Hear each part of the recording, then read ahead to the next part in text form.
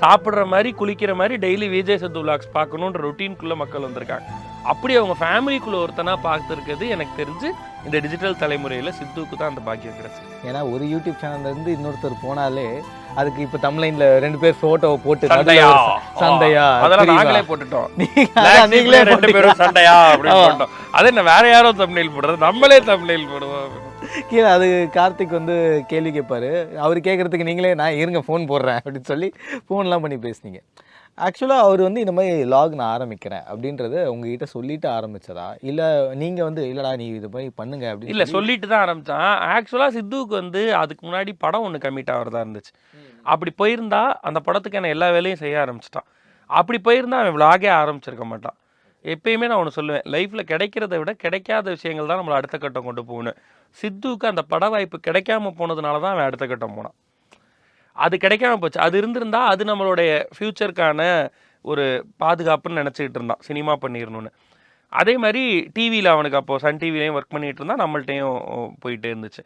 இதெல்லாம் வருமானமாக இருந்துச்சு. அடுத்த வருமானத்துக்கும் பிரச்சனை இல்லைன்ற இருக்கவரையிலையும் சூழல் இருக்கவரையிலையும் பிரச்சனை இல்லை. ஆனால் ஒரு கட்டத்துக்கு மேலே அவனோட தேவை ரொம்ப அதிகமாகுது. எல்லா தேவையும் பிளாக் ஷீப்பால் ஃபுல்ஃபில் பண்ணவும் முடியாது. அப்போ தான் அவன் இந்த ஐடியாவை சொன்னான், டேய் நான் பேசாமல் சேனல் பண்ணலான்னு இருக்கேன்டா அப்படின்னு சொன்னால், தாராளமாக பண்ணுறான் அப்படின்னு சொல்லி நம்ம ஆஃபீஸ்க்குள்ளே இருந்து தான் அந்த சேனல் ஆரம்பித்தது. 3 மாதம் வரலையும் விஜய் சித்து விலாக்ஸ் நம்ம ஆஃபீஸ்க்குள்ளே தான் இயங்கவே செஞ்சுது. அப்புறம் அவனுக்கு நிறைய பேர் டீம் பெருசாக்கணும் இது அப்படிலாம் வரும்போது, நான் வெளில போகிறேன்ப்பா, அங்கே போய் இன்னொரு ஆஃபீஸ் பார்த்துருக்கேன்ப்பான்னா தாராளமாக பண்ணுறா அப்படின்னு சொல்லி.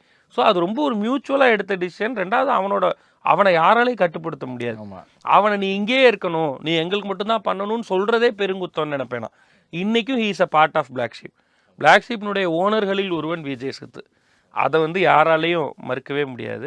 ஸோ அப்படி இருக்கக்கூடிய ஒருத்தன் தான் அவன். இன்னொரு வேலை பார்க்குறதுனால எனக்கு அது சந்தோஷம் தான். அதனால இது இவ்வளோ பெருசாக இருக்குது இன்னும் பெரிய பெருமை தான். இன்னும் சொல்லப்போனால் விஜய் சித்து விலாக்ஸில் இருக்க 20 பேரா 25 பேரா எல்லாரையும் இன்றைக்கி மக்கள் ரசிக்கிறாங்க. ஒரு 10-15 பேர் அதில் தெரியுது, ஃபேஸ் தெரியுது. எல்லா டெக்னீஷியன்ஸ் உட்பட எல்லாரையும் ரசிக்கிறாங்க. எல்லோரும் பிளாக் ஷீப்லேருந்து வந்தவங்கன்றது எனக்கு இன்னும் பெரிய சந்தோஷம். அதில் இந்த சர்க்கிள்லேயே இருக்கிறவங்களுக்கு நல்லாவே தெரிஞ்சிருக்கும், எல்லாம் ஒரு டீம் தான் அப்படின்றது நல்லா தெரிஞ்சிருக்கும். அதில் இப்போ வரைக்கும் வைரலாக இருக்கக்கூடிய ஒரு காணொலி என்னன்னு பார்த்தீங்கன்னா, அவருக்கு குழந்தை பிறந்தது நீங்கள் அனௌன்ஸ் பண்ணியிருப்பீங்க. இனி லாக்ஸ்ன்னு அது ஒரு லாகே ஆரம்பிச்சிருந்தாலும் அந்த லாகுக்கெல்லாம் முன்னாடி இனியா பிறந்தது நீங்கள் தான் சொல்லியிருப்பீங்க, பெண் குழந்தை